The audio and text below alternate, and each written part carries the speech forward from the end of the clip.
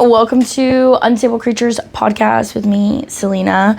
On today's episode, we have Preston Canavan, who is one of my good friends that I met through comedy. He is a touring comedian, honestly. He's all over Florida. He opened for some really big comedians, Casey Rocket, third place in Florida Funniest Comedy Competition. So that's super sick, super funny. We talk about art, music, comedy, marketing, and soda milk. We talk a lot about soda milk. Big episode here. So thank you so much for watching. We appreciate it. Again, this is Preston Canavan. I got chicken, ducks, and roosters on the farm. I'm just beating back with Susan the alarm. Johnny ate the grass, he's moving on a bong. Gypsy blisters never sing for long. I hope I'm not wrong, I hope I'm not wrong. I hope I'm not wrong, I hope I'm not wrong. I hope I'm not wrong, I hope I'm not wrong. I hope I'm not wrong, I hope I'm not wrong. I want soda milk. You want what? What the Soda fuck milk. is soda milk? Oh, listen. Don't tell me it's soda plus milk No. because No. Okay, good. No. It's close, but it shouldn't be. It's So the best what- thing I've found in the last 20 years of my life. Del Taco had this thing where they had, it was like Dr. Pepper with a squirt of lime and then a splash of cream. So me being the honorary fat kid I've been my whole life, Yeah. I was like vanilla coffee creamer. So I just like Dr. Pepper and a splash of vanilla coffee creamer.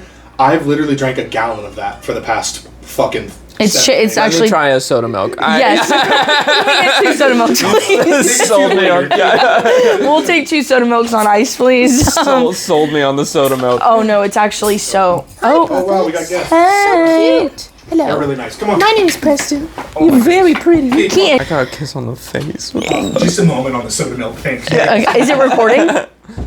Oh, okay. I think it is. No, literally the soda milk has changed my life. Like, it's actually changed my life. I'm so excited. Soda milk I'm running off of it at this point. And I'm so pissed he even showed it to me because now that's my hyperfixation. Yeah. Like, I get hyperfixated on things. Do you do that too? Of course, yeah. Like- especially foods. Yes, Yeah. foods, like anything that like, oh, I found out I like this. Like, I thought I hated Indian food for like probably 10, 15 years. Indian food is the best. I thought I hated it. What do you get? Butter chicken with Yeah. garlic naan. Yeah. Every single time. And the first time I tried it, I was like, oh, this is divine. Yeah. Ate it every day for 4 months. Yeah, it's fettuccine alfredo from heaven. Oh my God, It's literally. Fettuccine alfredo with Oh, gosh. an orange sauce. Yeah, and like I That's went the through a best. weird fixation with like Ruby Tuesday's salad bar there for a minute. I've Like, been to Ruby Tuesdays. you've never been? No. Oh my God, queen. I used to work at Ruby Tuesdays. Oh, yeah, that'll I was do it. slaying the Ruby Tuesdays. I was slaying the black pants, the black button up, looking very lesbian like. Yeah, I but love it's Ruby. chic. It's chic. Have you seen Steven Universe? Yes. Every time Pearl is in like a suit or Yes. like a We button love down, Pearl. there's the one episode where they make the restaurant in the Oh yeah. castle or whatever castle. It's like a mansion castle-ish. What's it? A temple. They Oh, call it the a temple. Yeah. They turn it into a restaurant because like Kofi and the fry guy are Yeah. like at odds, so they're trying to bring them together. And Pearl has on like a waitress outfit.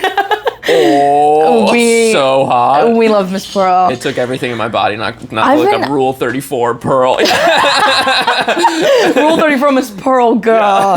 We love Miss Pearl. I haven't even, like, I've been trying to watch cartoons again. Like, I'm trying to get back into my cartoon thing because have you ever watched, oh my God, I can't even think of it. It's the one cartoon where, it's Trussell. Duncan Trussell. Duncan Trussell's the voice. Midnight Gospel. That's what it is. Incredible. Oh my God. Incredible. Obsessed. It's top. I tried to show my family like a couple years ago when it came out, and they just Hey, like, Mom and couldn't Dad, you care ever at all. took a little shroom Sammy and ate and watched some Midnight Gospel? Oh my God, it's so good. I love it so much. It's so introspective. It's everything my brain needs because it's so deep, so dark, so intense, and so such emotional, chill visuals. and such. I feel like it's chaotic visuals. They're chaotic, but I mean, like the way it's, like, that calm. they interact with it is Yes. chill. Like, Yes. because his BPM never goes up. Yeah, So he's exactly. relaxed in the way that he's drawn as all those different like bodies that he takes evaporates into. Especially like one of the first episodes where he's like the president, remember? And like all those like insane Drew zombies. Pinsky. Yes. Oh my god, Drew Pinsky's like the love of my life. He's and they're just everything. like killing the zombies, walking. And the world's like getting destroyed. People are getting torn apart behind them. And they're like, yeah, so death is actually an insane concept when you really think about it. Because you're grieving the loss of someone while you're still present. And it's like, well, fuck. It's literally insane. And they were like talking about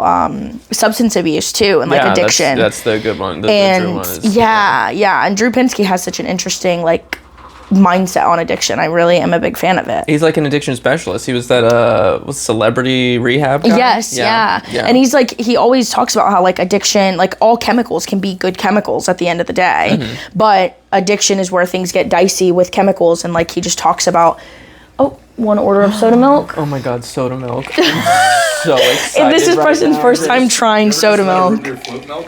Yeah. Yeah. It's similar. Oh. That's so inappropriately good. She took her, like, I never even mentioned it before. And I was like, yeah, I like got this thing at Del Taco and I'm going to make soda milk. And she's like, soda milk? And I was like, oh god. And I made the first cup and handed it to her. She takes a sip and she goes, you're a terrible, like, why did you show me this? No, literally. This is drugs. It's terrible. He's going to hit the Walmart after Moon Room, and I need a large thing of vanilla creamer and a large thing of Dr. Pepper, please. Dr. Pepper. Before I get home, I'm going to Baker-act myself because I'm going to go to a diabetic coma. Oh my god, literally. Between this and like the chicken Big Mac, I mean, that's as fat as I will ever get. Big Mac now. Oh my god, yes. I don't go to McDonald's anymore. I literally am obsessed with McDonald's, one thing about it. And there was a chicken Big Mac, Preston. And the thing is, let me tell you something about the chicken Big Mac. You know what I've done my whole life? McChicken with Big Mac sauce on the side, right? I've done it my whole life. They found you out. They were it's 2 chicken patties with Big Mac sauce on the sandwich. Yeah. Kill me. Yeah. I'm done for. The way that they read me like a fucking book. Yeah. They saw enough people show up and say, can I have a McChicken with Big Mac sauce? No, literally. They said, we finally have Joe Biden as president. We need the chicken Big Mac. This is what the libs want. This is what they're fucking getting. It's actually nuts. It's so crazy. That's incredible. So what have you been up to? What's life been looking like? I wanted to talk to you about the shit you've been doing because you're like basically famous. Oh my god, literally stop. You're killing. I can't hear any more compliments, so that's the last one. That'll be He's gonna start floating through the room. I won a drag contest on Friday. Yes, I saw that. Yeah, I love Anna Lepley as the best drag shows. The second year in a row, too, mind you. Second year in a row, mind you. I continue to reign over Satellite Beach. Absolutely killing. I am the queen of Satellite Beach 2 years running. Love it. It's so funny. Oh, everyone's like, I literally have had so many people ask me like, would you do something like that, or like, why don't you do that? And I'm like, I'll say this right now, like, I may be out of Alabama, but the Alabama's not out of me. You hate trans people. No, no, I don't hate trans. Did I jump all over that? Yeah, no, I don't hate trans people. I actually very much love them. I love that they are choosing to make life harder for themselves. But yeah. I love a drag. I think it's so awesome. I think the culture's so sick. I love it. But you don't want to do it. I just don't feel like I have the personality.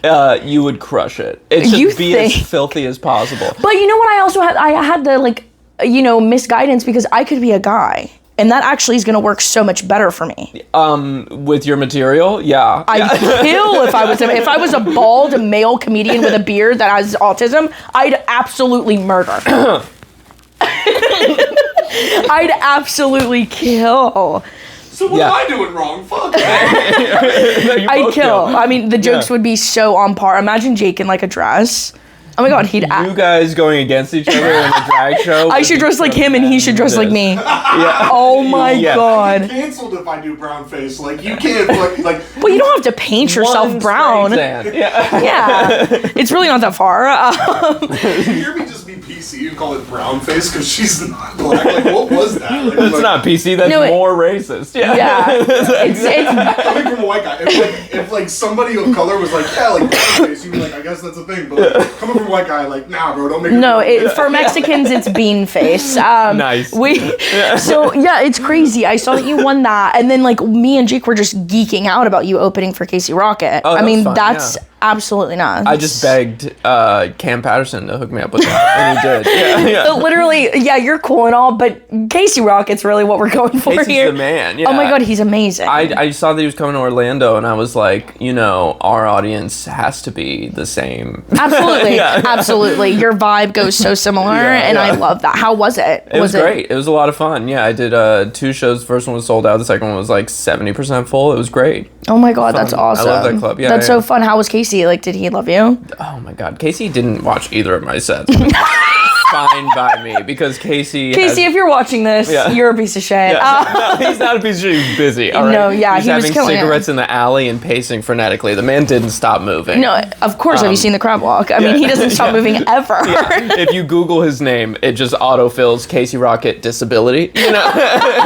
What is wrong with Casey Rocket? That's hilarious. And there's lots of speculation, but yeah, of course, it's all allegedly. Yeah, but he's dead funny. I know he's hilarious. I thought it was like unlike any comedy I'd ever seen, which was really refreshing to see something like completely new and really inspiring. Because I'm like, if we can be pushing boundaries, let's be pushing boundaries. He's pushing hard. Yeah, it was very cool. It was like brand new, like Steve Martin-y, Robin Williams-y in terms of energy, but like in terms of like style, nobody like it. I know, and it's crazy because his type of comedy, like people always feel like you can't, stray too far away from standard comedy. Like standard comedy is a pretty large box because there's so many different kinds. Right. But that type of comedy is outside of that box. And so many people think like, oh, this isn't going to sell. I'm not going to, get this. I'm not going to do this. So I'm going to put myself back into the box. But I love to see people like him and people like you even that do things that are different. What am I doing? So don't even answer that. I'm not doing anything different. Things that are different compared to like what you normally see and pushing the boundaries and stuff, and it's working astronomically for people like that because it's refreshing and it's relatable to old, young, middle-aged children even think it's funny. Like, so that's the goal, is for you to be relatable to anybody and everybody while still keeping your originality. Yeah. And I think that he's done a beautiful job of that. Yeah, beautiful. I would argue that old people might not be able to handle it. It is so fast. Yeah. It is so rapid fire. He would just pick up there were 2 stools on the stage. He would pick up a stool, move it to the other side of the stage, and then pick up the other stool and move it back. The entire time. Yeah. No. Hour of that. He's he was insane. Sweating so much. He had to change his fit. Oh no. There was like a prop comedy aspect to it where he would just pull stuff out of his pocket. Love that. It was really funny. I love when he just pulls a harmonica out and doesn't play it. Like he just throws it. At one point he like had grapes from the green room stuffed in his pocket. Oh my God. And it was on top of another prop. And he tried to pull out the prop and then he just dropped grapes all over the place. That's so funny. I feel like he would burn out like twice as fast as the average comedian because of how fast he's going. I mean, that has to be exhausting. The second show was way less energy than the first show. Yeah. It has to be absolutely exhausting. With the travel, and doing the same thing in like 6 cities in a row. That like Florida run he was on. Oh my God. It sounded so hard. Nuts. Like everyone else that's like on tour and stuff gets to stand in one place and he's just, he's doing sprints. Everyone thinks like, oh yeah, he has a tour bus. No, he runs to each city. And then a relay race on stage all night. Yeah, it's wild. He crab walks from Chicago to Florida. It's actually wild. The hardest working crab in show business. Yeah, no, literally. Especially around the holidays. I feel like, especially around the holidays, he's killing. Snow is nothing. Imagine like walking and the snow melts for you. Like if you just like stepped on it and it just completely melted. That's him. Moses parting the White Sea. Yeah, that's him. Yeah, absolutely. More like the Black Sea, but. Yeah. Bro, November, I'm just on the. I'm booked and busy in November. Crushing the game. Yeah, that's so crazy.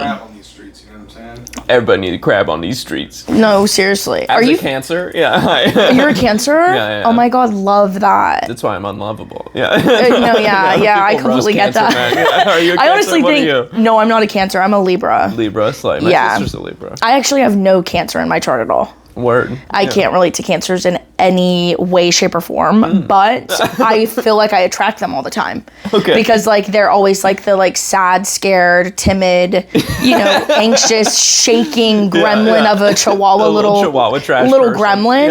And I'm the, like, no, everything's fine. You know what I mean? Comforting like, presence. Yeah, the comforting presence. And I have a lot of friends that are cancers. They are all single, but I definitely, I definitely get it. I don't know, something about cancers. I don't understand the, like, mindset that cancers have. I'm just like, it's very much self-flagellating, like everything's a problem. Like, I mean, just drink some soda milk that's and what get I'm dressed doing, and and go I'm already fuck yourself. making this a problem. This is actually becoming an addiction as we speak. Yeah, this is an issue moment zero. Yeah. No, literally. I feel like I saw you probably like 3 years ago doing comedy. I wonder. I saw you like forever ago. I feel like whenever I first like kind of was like just watching, you know what I mean? And you've gotten a lot better, thank you. So much better. You were always good, but you've gotten so much better. And I'm just like curious to know like how's that been like? Because I feel like you've been on like a really fast, you know, incline of success and stuff. Where do you see it going? How does it feel to be like literally famous? A lot famous? of jokes. You just gotta write a lot of jokes. Don't say literally famous again. I'll kill myself. No, you're literally famous. I'm not famous. I see you on everything everywhere. I ask. I'm like, please book me. Hey, I'm actually on my knees begging at the front of the Funny Bone. I have a little broom closet I sleep in, and I come out when I think there's applause happening. I'm on my hands and knees barking at Joe Sensabella to put me in. Krista, help. Krista, I'm hungry. Krista, can you validate my parking for other parking garages? Oh my God. Orlando's a mess. Yeah, Orlando's tricky. But yeah, just getting a lot of reps in is the key to getting better at anything, you know? Yeah. Like I'm a musician and a painter, so I feel like practice is the only thing that I like. Like, that feels like if there is an autistic superpower, it's being okay with doing the same thing a million times in a row. Oh my God, literally. That's so true. Yeah. That's very true. Yeah, I think I see you playing the piano sometimes. Yeah, I love to play the piano. You're so good at that. That's okay. You're killing. I always see you and I'm like, oh my God, how is he good at every fucking thing? It's just so annoying. Next thing you're gonna be breakdancing in the middle. I'll never breakdance. Never? It makes you feel better. Can you dance at all? I would. You don't look like you can, but I get drunk sometimes. Okay, and you hit the Dougie a little. I wouldn't call it. It's not. There's no names to the dances that I do. Oh, I just thrash, and I know rhythm, so I do it in time. But shape of my body is wrong, and I know that. And nobody comes up to me and is like, "I want to dance with you." They make sort of room because I'm thrashing. Yeah, no, we love thrashing. But we love thrush and we love thrash. Yeah, I just sweat all over women downtown. And I'm like, is this hot? And they're like, no. No, they're like, yes. I've been out dancing. I have a girlfriend right now, so I'm your only non-single cancer. Yeah, oh my God, you have a girlfriend. So cutesy. Yeah. How long? Juice. And that's a new addiction. Is there's hyperfixation for food. She just has a juicer. Oh, and she just makes always juice. Juice in the house. So like apple juice, pineapple juice, anything. So we combine things to make like healthy juices, like ginger, turmeric, apple, orange, and lime is what's in the fridge right now. And we just have mason jars full of juice that I cannot stop sucking down. Really? Yeah, because it's full of sugar. And I have a problem with juice, but like I have a problem with like juice cocktails, like the white peach great value juice cocktail that's got 4,000 milligrams of sugar in it. Right, yeah. I could down those in a day, in a second. I love sugar so much. I love sugar. Sugar is one of my big problems. I definitely have like the addict brain where it's like I can't stop doing things if I have them. Yeah. Like I bought a vape against my own judgment last night. That's me every week. Yeah. Once a week, I'm like, hey, so I'm going to stop, but now that this is out, I may as well just go get another one. Yeah, and then I have to leave it in the car while I'm at home. And then when I'm not at home, I have to leave it.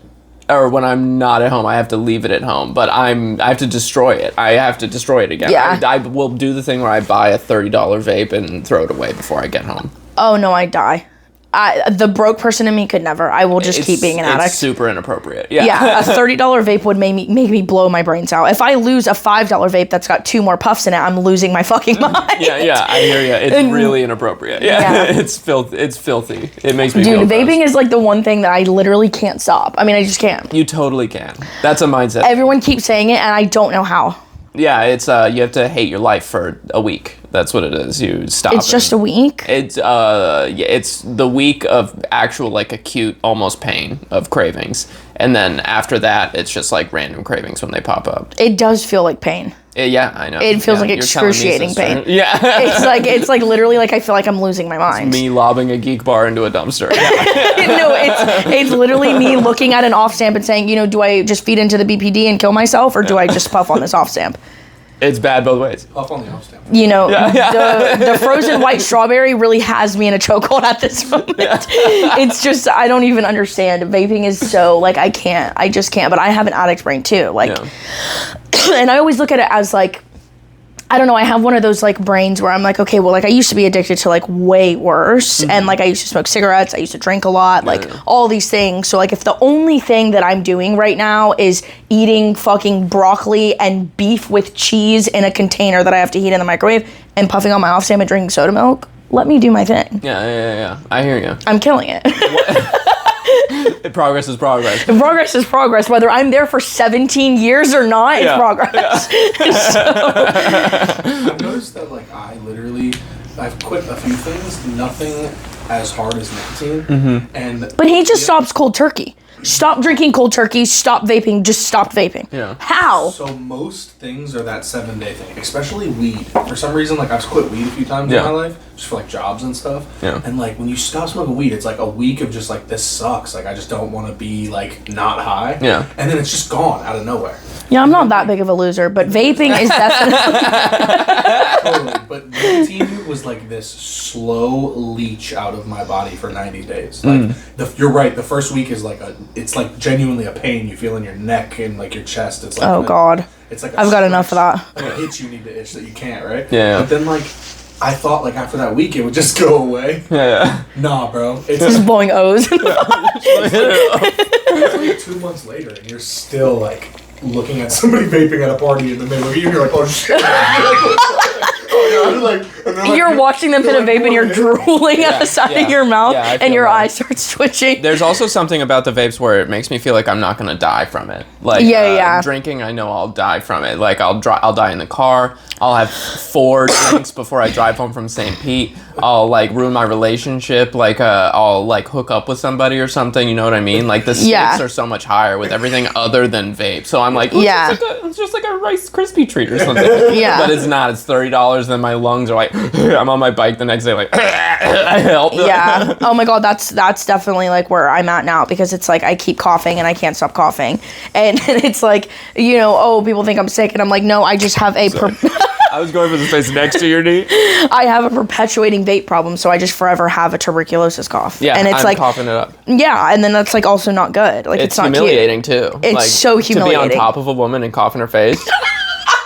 Nobody likes it. Or like when you like everyone busts out laughing and you bust out laughing too, but then you cough after you laugh. Yeah, I laugh like an old dog. Oh my God. I sound like a white crusty dog that like old Hispanic ladies have. Yeah. I look like one too. Shih Tzu vibes. I was gonna say I came in here. A little crusty. Who did your makeup? A little white dog? No, I'm just kidding. No, literally. This is giving like 7 a.m. exhausted makeup. No, it looks good. And it's really like good. whatever. It's totally a joke out of nowhere. But the Malteses, the crusty little Malteses, those have always bothered me. They're so hideous. The face you just made, you hate them. Yeah.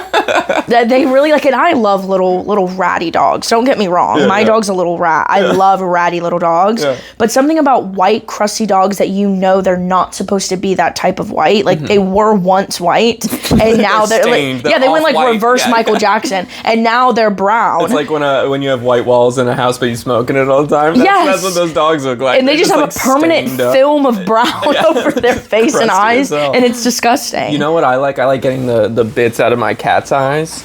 And, so my girlfriend moved in. She has a cat with one eye, so the other eye is just like an open fucking thing, and there's just crusties all around it. No, it's a treat. It's because I get to get crusties off the top, crusties off the side. The cats will eat them if you let them smell it. They're like, no way. Yeah, they eat them right up. Ew. I've never had my own, but I imagine that theirs might taste fine. I don't know. They said protein, honey. Yeah, I don't know what it is. I I think it's just dust. He said salt. Yeah, salty dust. Just tears and dust made a crispy little bit. Don't mind if I do.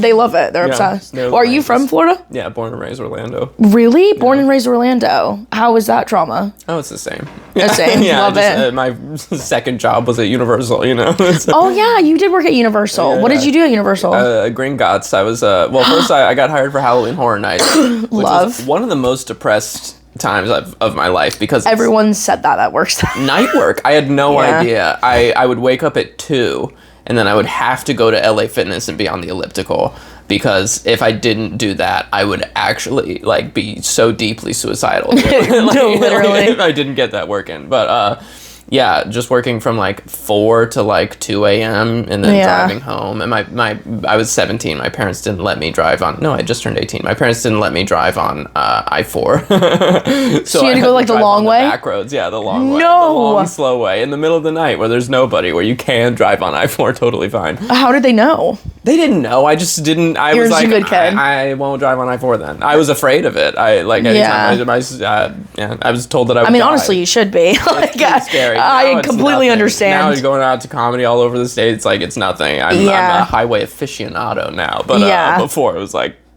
That's so crazy. So you did now Halloween Horror Nights.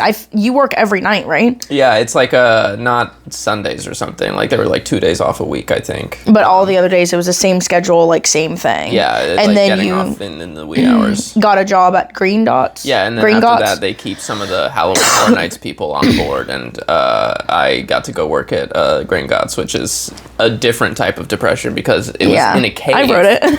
It's a cave. Yeah. I had to be in a cave all day. Dark. Yeah, that's dark, true. Dank cave listening to yeah. All right, Muggles, lift up on those lap bars. Come on. Please return your cart goggles. Yeah. No, literally, that ride has humiliated me because one time the thing didn't close, and I was like, Queen. oh. I had to be that person. Right. You had to be that person and say, I had to be, can you push down turn a little more around, for me? Beluga. Yeah. We're going to want to put her in rows 3 or 6, so rows 3 or 6 are the big people rows. No, literally. And I was like, no, I swear, like, there's stuff in my pockets, so I emptied out my jacket, and it's still barely closed, and they were like, all right. I've had people I learned a lot about, like, the different types of fat. Like, there's a really malleable type of fat where people are just like, here, can you lift it up again? I'd lift it up, and then they go... No way. Yeah, you can just move it all. I had no idea. And then there's like guys who don't even look that fat but have a hard stomach who couldn't get it down. That it doesn't like press a little bit against their skin. Yeah. Gotcha. I mean, has anybody like cried they were embarrassed? Oh yeah. Really? People who like traveled, really excited for it, and then all we can do is offer them butterbeer. So it's like it's such an L. That's actually humiliating. Yeah, you guys want some soda milk outside? Like it's a brutal slippery slope. Yeah. Oh my god! So like people traveled to ride this ride knowing that they were probably too big, or they honestly probably had no idea. There's tester seats. There is in front, yeah, and sometimes those will turn green, and the ones in the thing won't. And oh my god, like that's terrible. Yeah, like there's just tears to the sadness. And what do you say? Like, hey, ma'am, like you can't ride. Yeah, I'm like, I'm so sorry. This is not safe for you. You're gonna have to wait for your party right over here.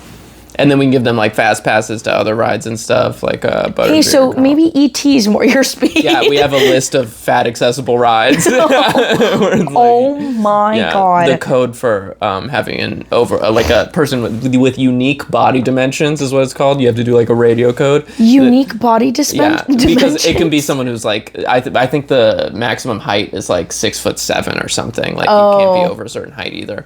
And we had like a lamppost that had an extra piece of molding on it, like an extra ring. All the other lampposts are normal, and this one just has like one extra little black ring, and we would have them stand next to it and be like, "You're too tall, dog." You're like, oh my god! So someone that's like 6'9" tried to get on it?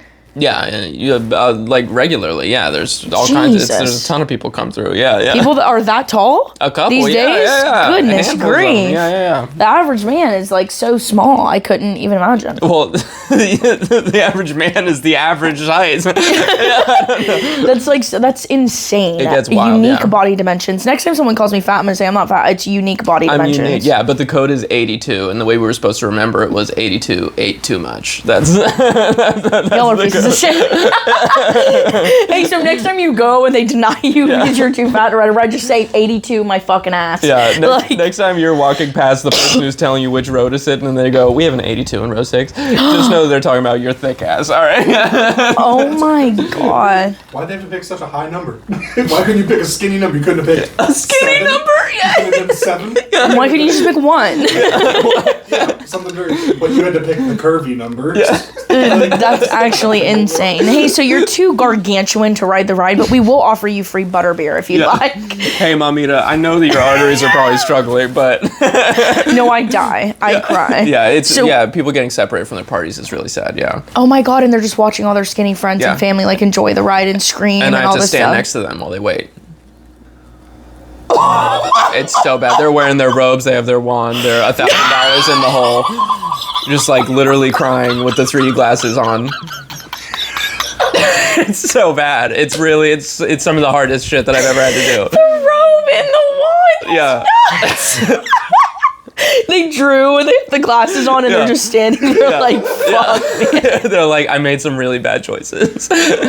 Yeah. Oh my god, the robe and the wand is sending me. Oh my god. I've never been into Harry Potter like that, but I would be caught dead in a robe and a wand. Yeah, I have multiple wands. Hey, honey. Hey, Miss Slytherin girl. You're not slithering anywhere, so you need to move. Yeah.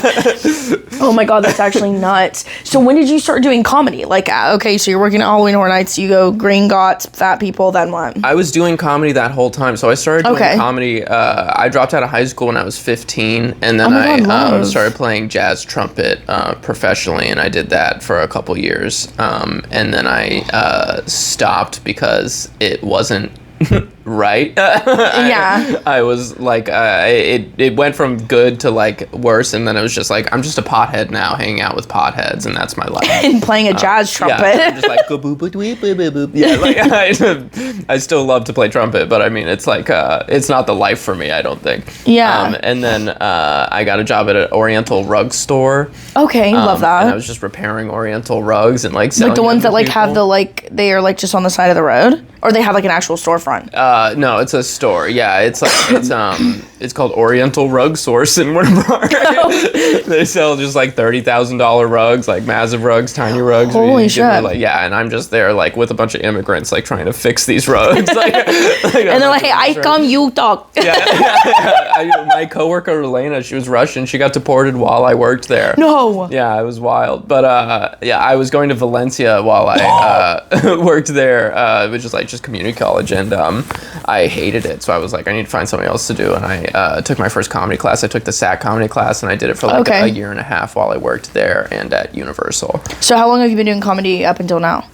So I did it for like a year and a half then, and then I started again 2 Decembers ago. So like 3.5 years total. Oh, okay, wow. Yeah. It seems like it was like so much longer than that. I would love it to have been longer than that. I got my creative writing degree, which I think helps a lot. Oh yeah, absolutely. It taught me a lot about editing and revising. So whenever you dropped out of high school, did you get your GED? Yeah, I got my GED when I was 15. Cool. So why did you drop out? You just wanted to? I hated it. I couldn't do it. I was like, I'm going to be a famous trumpet player. Goodbye. Hey, so you're going to see me on the TV playing trumpet for the Muppets Orchestra? You can go kill yourself. I thought I would make jazz pop music. I thought that I would be like Beyonce, Preston Canavan. Like Hey, you never know, honestly. Honestly, you know. It's not gonna happen. Yeah, Beyonce would not stand for that whatsoever. She's like, listen, I'm trying to buy the Confederate flag. You can leave. Yeah. That's so crazy. So you dropped out of high school, you got your GED. Mm-hmm. And so you said you got your degree in creative writing. What was that for? Like, did you want to do that for comedy? Yeah, I knew that was going to be like a comedy direction thing. I was like, writing for sitcoms would be really cool if I could do that. I would love to write for TV. But I find the skills more applicable to comedy. And I also find that, like, if you can be a touring headliner, they'll kind of just give you a TV writing job if you can put together your packet, you know what I mean? And I think that being a headliner and getting that income gives you all day to put together the rest of your like comedy lifestyle. So like right now I have a day job, and if I could just be good enough at comedy to not have a day job, the amount of time that I would have. Literally. Yeah. That's exactly what I'm going through too. Yeah. That's the whole thing. Especially for like podcasts and comedy and like just everything, social media presence, like all of it. Having a day job is so taxing. It takes away so much of your time. I mean, it takes away majority of your time. Yeah. But yeah, I do marketing too, so it's like it's just sitting in front of a computer. Yeah. All day. Yeah. Love it. Yeah. It's very fun. I like marketing though. I like content creation. I like marketing. I like the creativity of it, because social media is like changes so much, and trends exist and different apps exist and new features and now that AI is a thing, I mean the possibilities are literally endless to what you could do. Yeah. And so I really like that. I enjoy all of that, and I've had marketing jobs before. But that's nuts that you got a creative writing degree. How do you feel like that's helped you in comedy, like overall? Well, I mean, like, just the process of sitting and writing something you hate until you like it. Yeah. Just, like, fixing it. Also, just being honest with yourself. This was a big shift for me between, like, when I was doing it for the first year and a half versus for the last 2 years, is that when I was starting out, every joke I wrote, I was like, this needs to get on stage at least once. And now I'm like, this is bad, this is bad, this is bad. This will make it to stage. This might make it to stage. This will make it to stage. And then I can, like, be a lot more selective with my time. So it's a lot more efficient as a process, because there's not really enough stage time in this state to go around in terms of like growing as much as you want to grow. And also I don't have enough like energy. Sure, I could go to an open mic every night, but like I'm not doing the work at home that I need to do to make sure that material's where it would even sell. So like if I'm doing new material, I like to do it like 40 times at home in the mirror, just like find what the rhythms are and how I should be selling it before I go and put it in front of an audience. Otherwise I know I'm just going to be like stumbling through it and no one's going to laugh. And if I don't have time to put that work in, then what's the point of going to the open mic? So I just like refining the process, I think, is something that the creative writing degree helped with a lot. It also helped me get my job, which has really like, opened all the doors for me, because if I was like unable to pay for myself, if I was living at home, if I was like not keeping my life together and being an independent person, then I just wouldn't be confident enough to be a comedian, Yeah, absolutely. I completely agree too. Having a job like that makes, because I feel like a lot of successful comedians around here that I've seen have really good day jobs because the financial part takes care of itself, so you have way less stress. And so it allows you to like, okay, everything's taken care of, I can really just focus on this and go to work and like have that. I feel like I don't have that, so I'm not as good of a comedian as I could be, because financial stress is very taxing on my life. Because it's everything's expensive, and like my job, I don't have a degree in anything, like I'm an esthetician, but it doesn't I'm not making a bunch of money, so it's like that is such a real thing that is so taxing on people. And some of the best comedians around here always have like a really good job that they don't have to worry about that. But so you actually practice your jokes in the mirror? Like you'll be in your room and you like say them into the mirror? Yeah, I say. I haven't met anybody that does that. I know some people maybe do, but I've never like talked to someone that's like, no, this is literally my process. Yeah, I pace around and do them, and I'll do them in the mirror. Yeah, I want to see what I'm doing. Well, yeah, because I feel like it shows too, because your jokes are like, you have a very specific cadence to your jokes, and if you don't tell them the way that you want to, it's not going to hit the way that you want it to. That's true. And once you get them to work, listen to that tape like 1,000 times, so it gets in there, I feel like your comedy, it shows that it's very intentional with the way that you're saying things, and it's your style, which is nice. Because people recognize your jokes and recognize your style, and that's like your cadence. It's you know what I mean? And that is what sells, is you know what I mean? People like, I like the way he tells comedy, and I like the way that he is, and it's important, because a lot of people I feel like don't really have that. They just kind of get up there and do what they think that they would do normally, or what they see other people do, instead of like developing their cadence and their presence. Yeah, that's huge. So it's just like with trumpet or with painting, like what's your voice, what is your style, what is you about this? What do you paint normally? I like to do still lives. Really? I do oil paintings. Yeah, I do still lives and landscapes. I fucking hate oil painting. Yeah. I can't get into it. Yeah, I hate watercolors. Oh my God, me too. Make me throw up. Fuck. I tried because I was in AP art in high school. I did art all through high school and then for a year after high school. And art was like... Nice. These are acrylic? Yeah, these are very like stupid paintings that I wasn't trying at all. Yeah, they're fun. Yeah, they're very fun. They're not... The tentacle gets me. Yeah, love it. But I did art in high school and I tried to get into oil painting, watercolors. I definitely hate. I am not patient enough for watercolor. I fucking hate watercolor. But I love oil pastels. Oh yeah, love oil pastels. Yeah. Because it's like... It's very much like finger painting. It's very similar to finger painting. Like what you're doing it's like this, honey. Like, you know what I mean? Yeah. Versus like with watercolor and acrylic, you can really keep changing it and keep changing it. Oil's super malleable as well. Yeah, it is. And I like that a lot of it requires like abstract art anyways. Can't believe I'm drinking more soda milk. Oh my God, literally, we love it. He's gonna be like, can I get another glass, please? Top me off. No, literally. Yeah, I like the oil pastels because of how like malleable they are, and I like that oil pastels forces you to like basically really focus on the abstract of things, because oil pastels, it's like I've seen people do it, but it's borderline impossible to get like a realistic painting. So I like that oil pastels really focuses on abstract. That was like my thing. What kind of oil pastels are you using? What brand? It started with an R. Rembrandt? Yes. Yeah. That was the oil pastels. And I loved them so much. They were so amazing.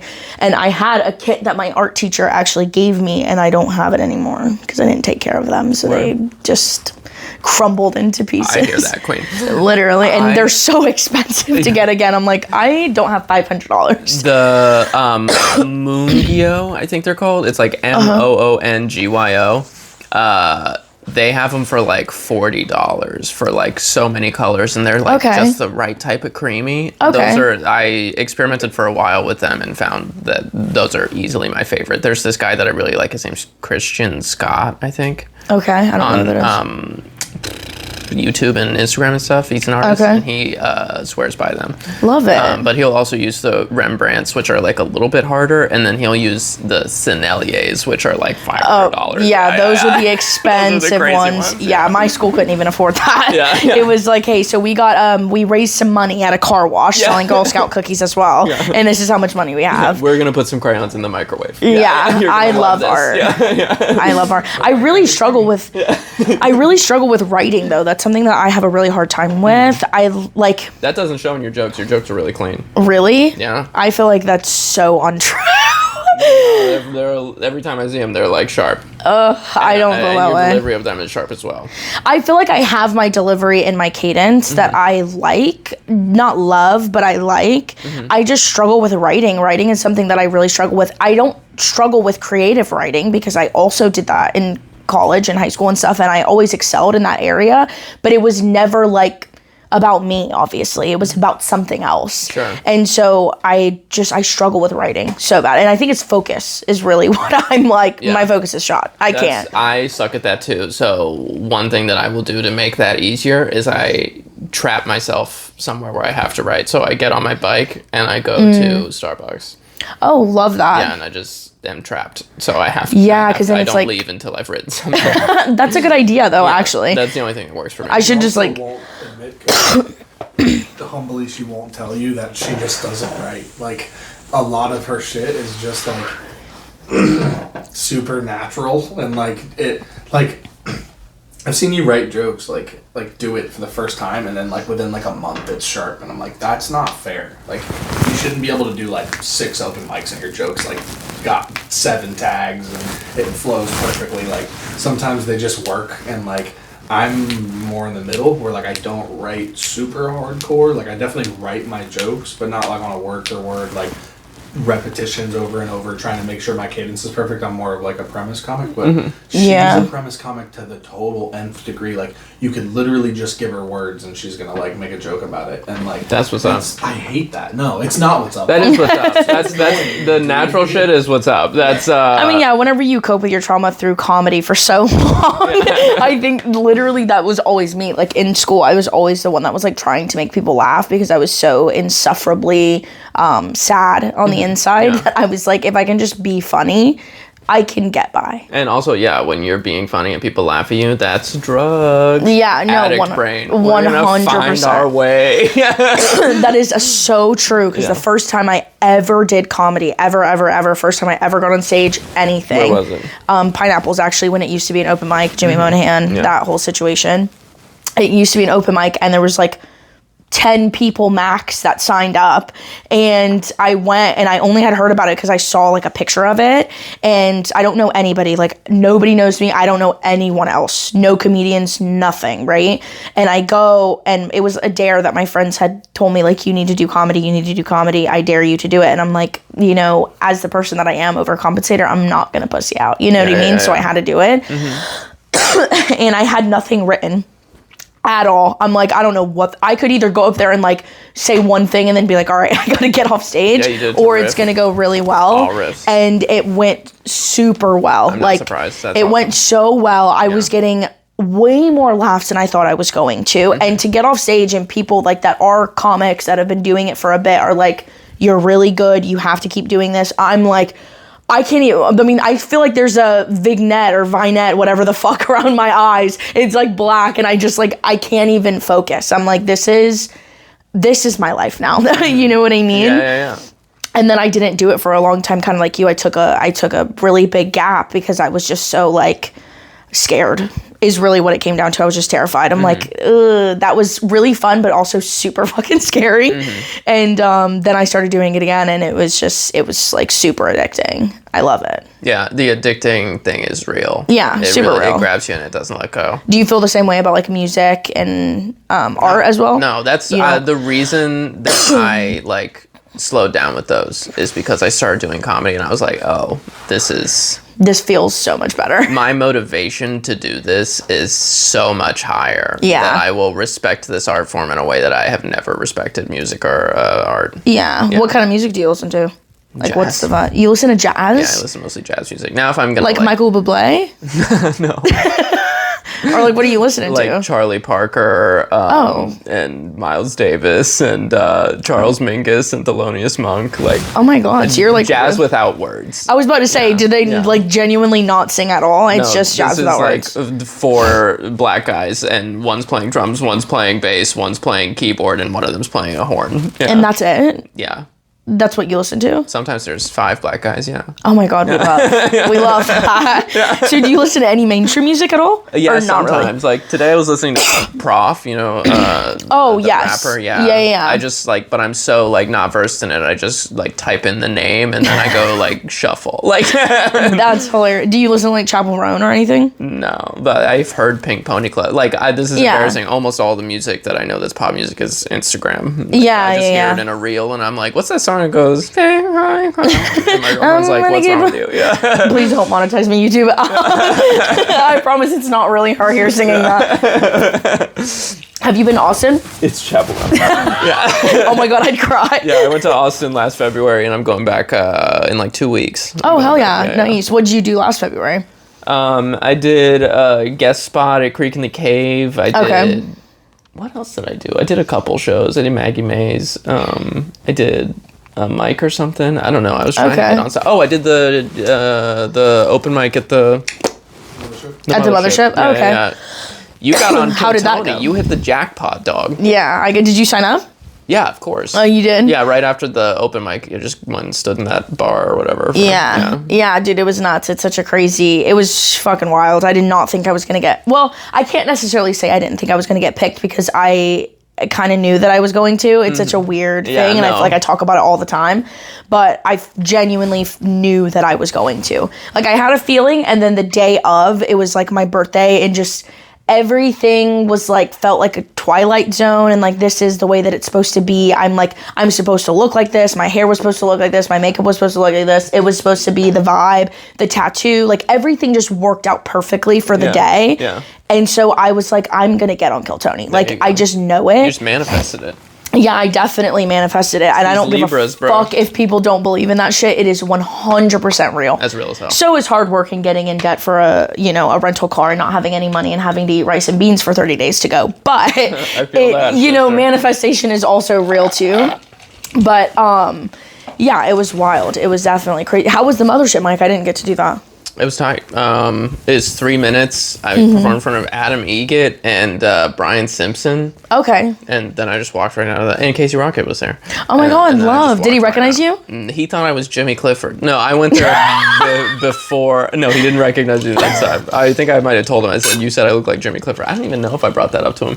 But yeah. I guess I did look like Jimmy Clifford. I had like a wispy mustache and a mullet, which was... Oh, love that. Yeah, I don't know if anyone remembers that look, but just don't scroll back on my Instagram. I think I remember that look. Yeah, it's so bad. I don't know what I was thinking. In the Florida Funniest, what did you win? I got third place. You got third for place. Third with Amber Joy Lane. Oh, okay. Is she the one that dances? Yeah. And sings too? I don't know. Okay, but I feel like I've seen her like one video or something where she was dancing. Yeah. That's cool. How was that? Like, how did you do that? So I see it everywhere, but I'm too scared to do anything. I know, right? There was a tape submission. So first you submit a tape. I think like more 200 and change people submitted a tape, and then 200 get into the first round, and then there's another round, and then another round, and then the last round. Okay. And it's everybody in the state. It feels like there were tons and tons of people, and after that first round, where I moved forward with Kevin Dean and Luce Cannon and Absar Siddiqui, which are like three of my Orlando friends. And then all of my other Orlando friends didn't make it through. I was like, oh, man.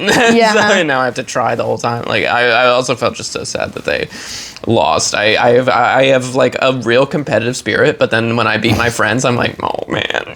Cancer. That was an L. Yeah, I'm the same way, though, about that, too, because I feel bad about everything. So it's like, ugh, you know what I mean? But that's so cool, though. How is this my fault? You know? Yeah. Somehow I'm to blame, but I don't know how. Absar's funny. He's really funny. Absar's great. Yeah, I've seen him twice, I think. For that, I think for the second round, he had just come back from doing a week of 2 hours a night, or no, he was there for 2 weeks. Yeah, so he's super lubed up. Yeah. It was really clean, really strong, and he's lethal. I was so surprised to be called up for the finals and not him. I was shocked that because he was there in the last round, just burping up soda milk. He was there in the last round with me, and I think we were the only two Orlando people left, and I got third. I was who got first place?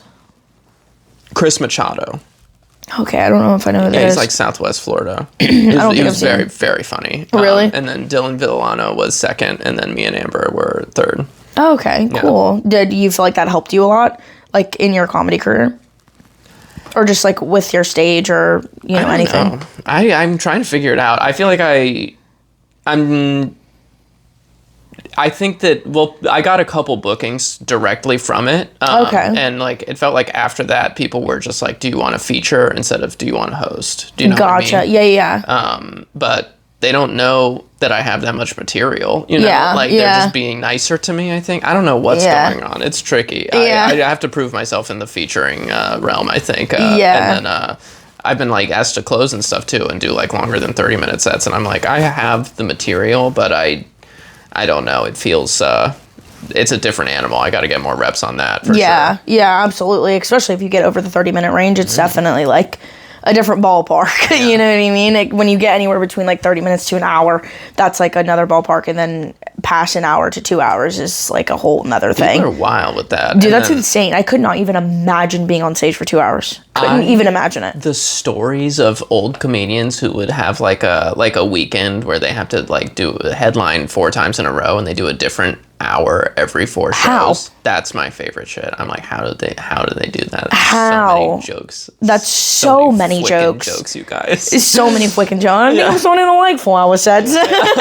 No, it's literally insane. Yeah, it's wild. Well, that's cool though. I've only done one, I guess, comedy competition type of deal.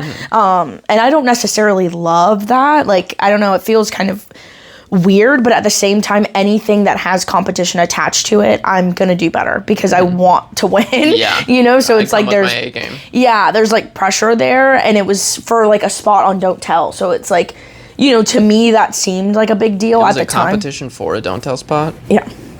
How lazy are the bookers out here that they got y'all fighting over the spots? Yeah.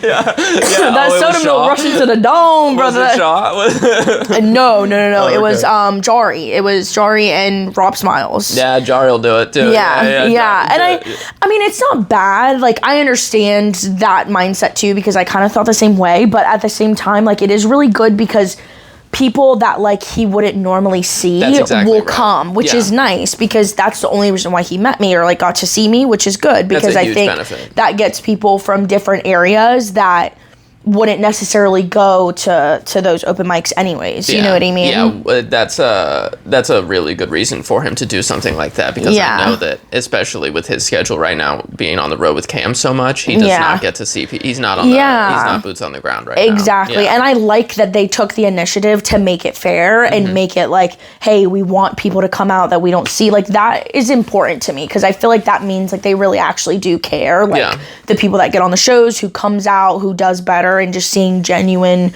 comics trying to get after it. And I like that. I think that's cool.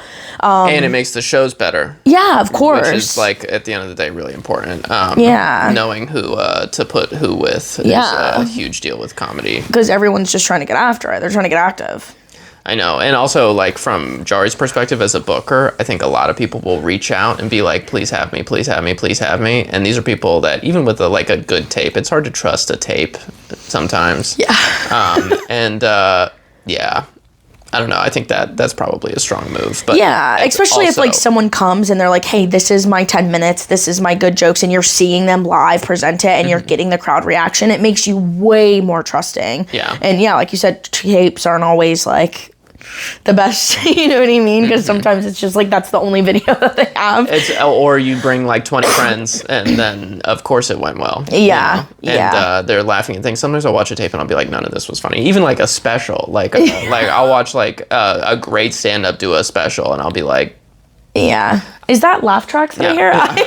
I would have buried this guy at Milk. Like at Milk, I would have crushed you. No, I feel like there's certain rooms that I just do so much better in than other ones. Like, no, it'll be the exact same thing. Yeah. Like Villain on Friday nights is like, that's my best time. Every single time I kill it. And I don't know what it is about that room on that day, that vibe. Yeah. It's the best sets that I have for months. Like, literally. But then I'll go at Beachside and tell the same jokes and it's crickets, brother. And I'm like, what's happening?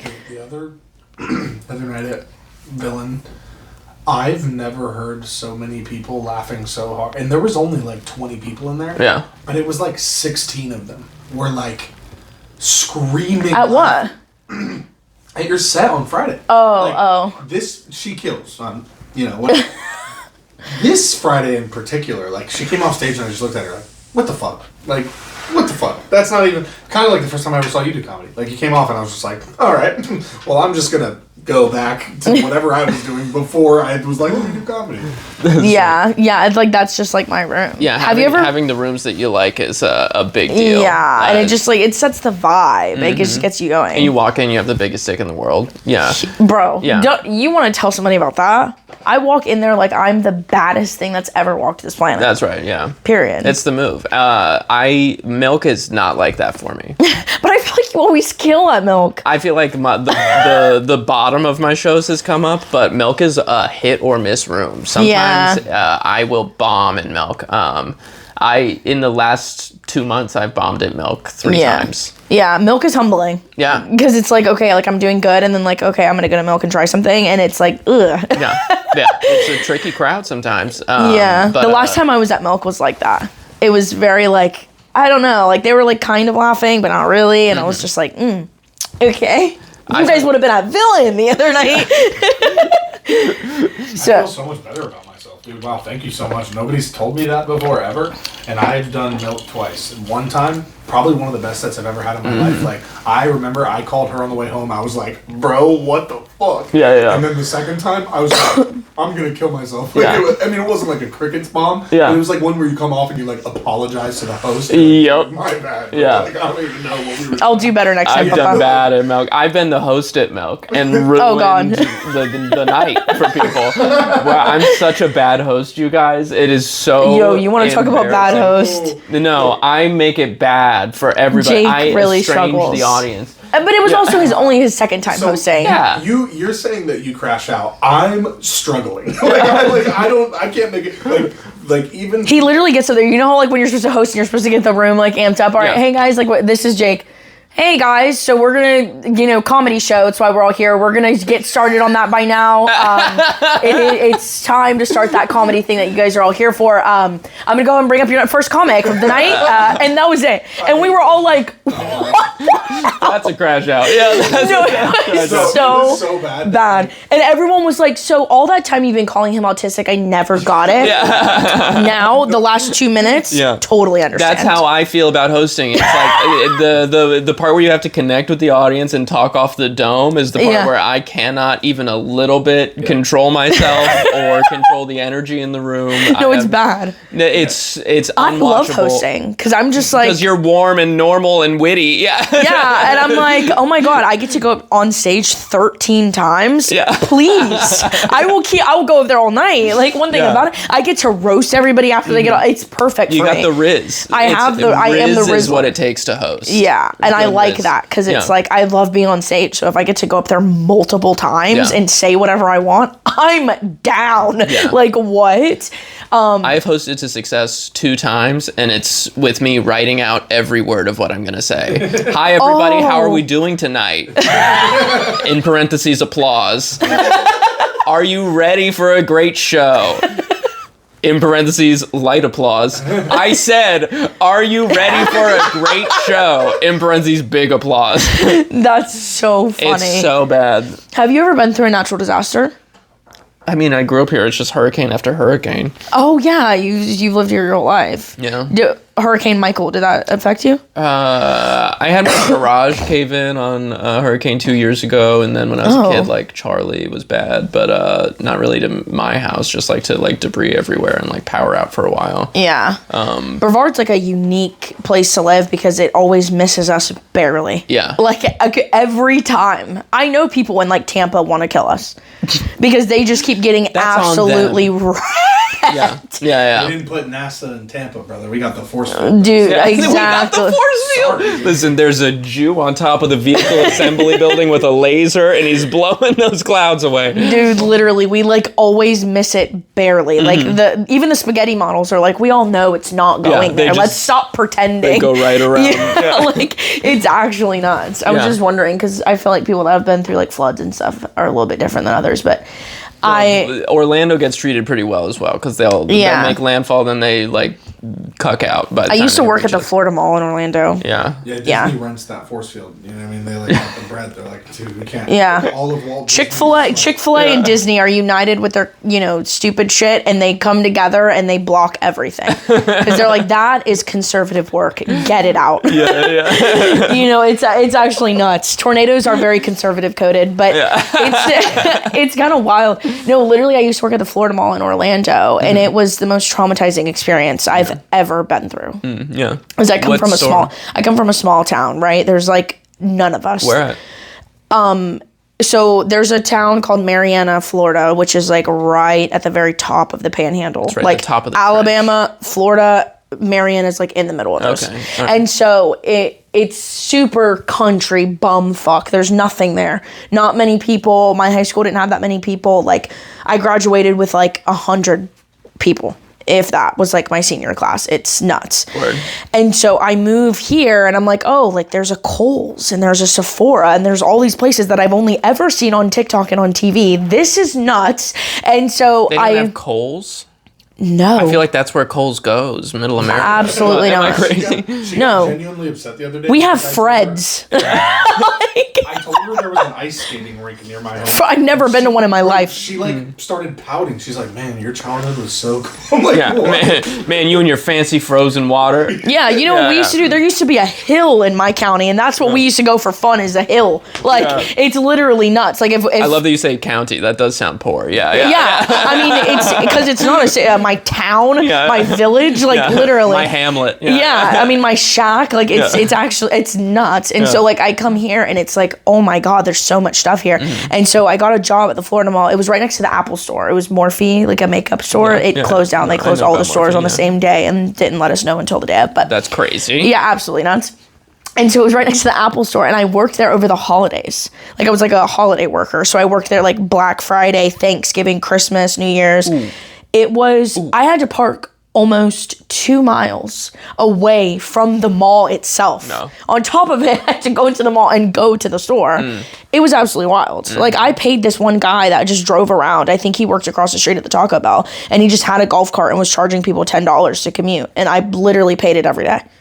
Take me. That's 1 hour of work. Yeah, I mean, literally, like, I'm going to be late, and I'm going to be 2 hours late to my shift because I have to walk so fucking far. You see me. Yeah. You know, I'm wearing Doc Martens fishnets as mini skirt. Like, I'm dressed crazy. I have big blue cut crease eyeshadow. I'm trying to move eyeliner, okay? Like, I have to look stunted. It's nuts. And it was, like, right next to the Disney Resort, like, hotel. And so that was, like, a lot of rainbow stuff going on there, and it was kind of different. Yeah, for it's sure. It's wild. Yeah. Has Orlando grown since you've lived there? Yeah, of course. Like, it's grown so, like, a lot? Yeah. It just like all the suburbs have gotten more apartment buildings. The roads are 4 lanes instead of 2 lanes. Like, everything's getting bigger. Yeah. Oh my God. More people live there big time. More restaurants, more places to eat, more places to shop. Yeah. So where do you see yourself in 5 years? I don't know. I just bought a house, so I'm kind of bummed. You just bought a house? Yeah. Oh my God, love. Do you? I'm you see where I fucking live? I would die to have a house. This is nice. I live in I live in very similar digs. It's a townhouse. Okay, cute. So it's just this with your downstairs neighbor. Yeah. Okay, love that. And I have a roommate, and I have 3 cats, and it's pretty tight in there. Yeah, and a lot of instruments. So many instruments. Yeah, I would literally wake up at 3 a.m. and just start playing the trumpet. You can't. I'd love to. Actually, my next door neighbor, she just passed away, but she was a really clutch neighbor. She was 89 or something. But she died in the townhouse?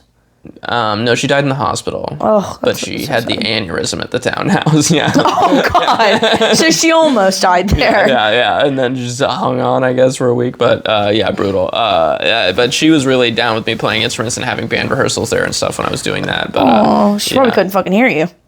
Not very. She's like, honey, do whatever you want. I can't hear or see shit. You know what I mean? She could hear okay. She would be like, "That's too loud," and I would be like, "Yes, Norma." But my other neighbor's really chill with it too. But we'll see who moves in there now, because that could be different if they even want to sell it. I don't know. She owned that place since 1980. Oh my God! So it has appreciated like $250,000. I wonder how much did she pay it off? Yeah. Yeah. Wow. Yeah. That's nuts. Yeah. 100%. Actually 45 years ago. Yep. Yeah. That's actually wild to like. They don't even make mortgages that long. Yeah. No, literally, like to be able to like see through your entire mortgage. Mm-hmm. She probably paid it off sooner. She had like good work and she was all over it.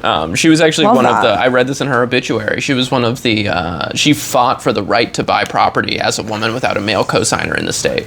That's how early she was buying property in Florida. What an absolute fucking queen. She's really badass, yeah. What an absolute queen. That's so cool. Really badass, yeah. That's nuts. And you know what the most fucked part about it is like, okay, let's say they sell that, right? And then someone else moves in there, they renovate it, all this. Someone else has to then start another mortgage to pay off.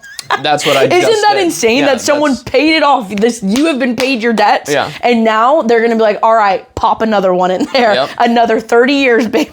And all of that money goes straight to Norma's family, though. So she, having paid that off, it's just straight up appreciated. She probably paid it off like in the 90s because it probably only cost like $12,000. It cost her $27 to rent that place. She was like, I don't need a man to co-sign this. $27. Yeah. I'm obsessed with her. Yeah. So what are you doing? What's coming up next? What shows you got coming up? What's your vibe? What are you up to? I got a bunch of like comedy going on. I don't know, just being silly. I have the new material showcase. So at Milk District on Saturdays, the fourth Saturday of every month, there's a new material showcase. So you have to have 5 to 7 minutes of new material.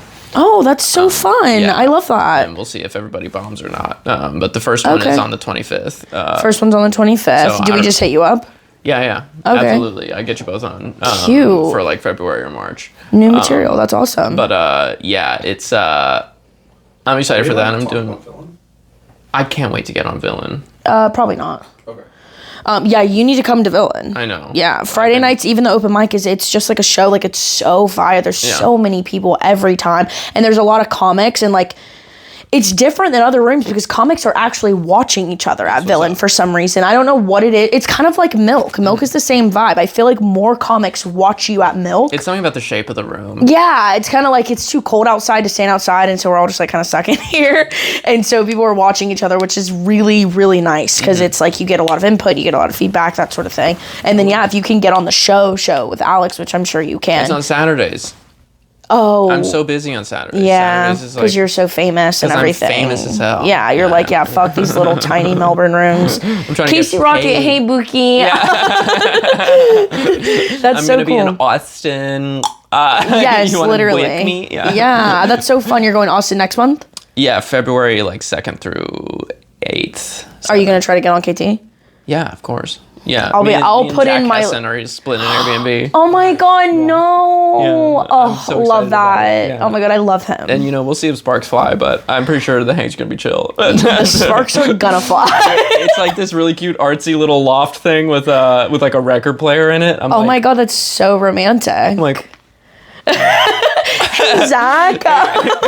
it's cold on the couch. And he's literally. I think both of you guys, because like we were talking the other day, and I was like, something about like very metrosexual, borderline gay men. I'm just so severely locked in. It's fun, right? I mean, it's severely locked in. Yeah. Like, it doesn't matter what, who, where, when. I'm locked in. That's the trick. I love it. I'm obsessed. That's so fun and so cute. I hope both of you guys get on KT. I hope if one of you get on, then you'd be like, hey, so like my friend is here, I didn't do for Jake. But I don't think you're allowed to do that. That's crazy. You definitely are. You are? It's happened multiple times. We're gonna leave that one alone. Yeah, literally. The Cam Patterson, David Jolly thing. Yes, very similar Gang to that. violence, the widest high fives. I'll never forget that She video. saw my date from the bike. That shit was so, oh my god, that was so funny. I literally was just telling him he got Cam Patterson got perms in his teeth. Like a grill. That's permanent. Really? Dang, I didn't know that. Yeah. Good for him. And I was like, oh, It's love expensive. that. Very expensive. Yeah. Yeah, I love it. It very much is like, okay, now he's the full blown. I mean, he's the thing. Did you hear about the fight? We talked about the fight. Yeah. Oh, yeah. The fight guy was at Other Bar again last night. Oh my god, I know who it is now too, because someone was telling me, oh yeah, this is his girlfriend, this and that. And I was like, what? And they're like, yeah, look her up on Instagram and see if you recognize her. Look her up on Instagram. She's literally following me. Yeah. You're having her on. I'm having her on February 14th on Valentine's Day. They're both coming on. Incredible. It's going to be They're both coming on? both. I'm going to have bodyguards here, but they're... You really are incredible. You know that? You have no... The way that I am so locked into the drama, I'm secure in here and it's not going away. Well, I doubt they would start anything here. No, I just need to get to the bottom of what's going on. Me and everyone else needs to know. Yeah. Me neither. I can't really tell. It's like, it's a mental disorder. Gotta be. It feels like it. There's like just some background on the perpetrator. He's told me multiple stories about multiple fights that he's been in. Like the week that he's in those fights. And this is a man in his 40s. Yeah. So, and he's never wrong in these fights. He's never wrong. But when he talks to you, he's so aggressive. You can see the white over his pupils, which Dr. Drew talks about this. When you can see the white over the top of someone's pupils when they're talking to you, that's like a mania thing. Yeah. It's not what people are supposed to look like. I can't see the whites over the top of your pupils. I can't see the whites over the top of your pupils. That's how people look, okay? But when someone has their eyes open and back, Like they're surprised. Yeah. And they're smiling. Yeah. And pointing at you. It's like his body language is the body language of someone who's begging to get into a fight at all times. So. No, yeah, that's me whenever McDonald's said that the chicken Big Mac was only for limited time. That was me. The number what? Yeah. What do you mean Yeah, the double chicken patty with the Big Mac sauce and cheese and lettuce on it is gone? Yeah. I'm out. No, literally. You have to keep bootlegging. I'm so glad you got to come, though. You have a show to get to. I'm going to come watch. Oh, yeah. We got to go. Oh, yeah. We got to go. I'm jazzed about it. Yeah, thanks so much for having me. Of course. Thanks so much for being on. Everybody say bye, Preston. Bye. Watermelon goblin size of King Kong. Watermelon goblin size of King Kong. Glasses shattering, million fractions on my face. I can't seem to put them back together in one place. Fractured on my fingers, swollen tongue is out of taste. Cut down all my trees, I'm catching monsters by the lake. I hope I'm not wrong. I hope I'm not wrong.